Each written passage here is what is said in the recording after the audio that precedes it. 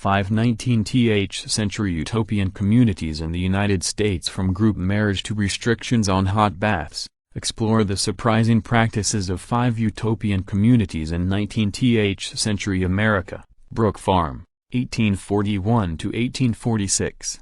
The transcendentalist romance site of Brook Farm in West Roxbury, Massachusetts. The philosophical movement known as Transcendentalist was in full swing when Unitarian minister George Ripley founded Brook Farm in the rural Boston suburb of West Roxbury in 1841. The community wasn't particularly unique for its time after all. More than 80 utopian communities were launched in the 1840s alone, but it was notable as the first purely secular one. Members farmed the land together and held the fruits of their labor in common. The idea was that this would give settlers more time to pursue their own literary and scientific interests, which would then benefit the rest of humankind. Money troubles and internal squabbling eventually eroded that community, which disbanded after only a few years in existence. Founding member Nathaniel Hawthorne ended up having a pretty miserable time there, which he would later document in his fictionalized account of Brook Farm, O Blithe et O Romance. Fruitlands,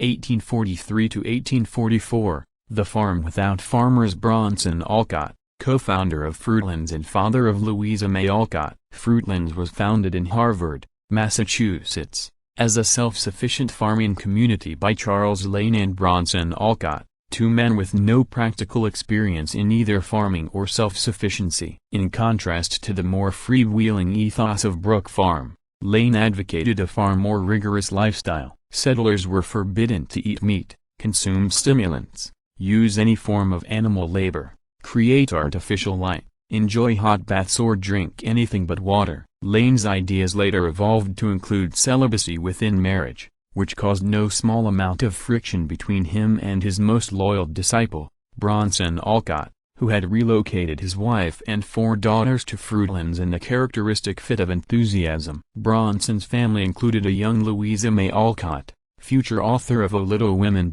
Louisa, her sisters and their mother appear to have been saddled with the lion's share of labor at Fruitlands, despite lip service from Lane about the alleged equality of the sexes. When winter set in and life at Fruitlands became increasingly harsh, most of its original members fled for more congenial settings. Louisa later wrote a scathing, barely fictionalized report of life at Fruitlands called O Transcendental Wild Oats. The community lasted less than 7 months in total. New Harmony, 1825 to 1829. The Boatload of Knowledge. New Harmony, Indiana. Potter Cabin. Chris Light, Wikimedia Commons. The settlement of New Harmony in Indiana was established to allow its members to pursue the study of the sciences and natural philosophy without the encumbrances of modern, capitalist life. Its founder, social reformer Robert Owen, successfully lured away from Philadelphia an entire community of scientists who at the time were considered the brightest and most promising in the nation,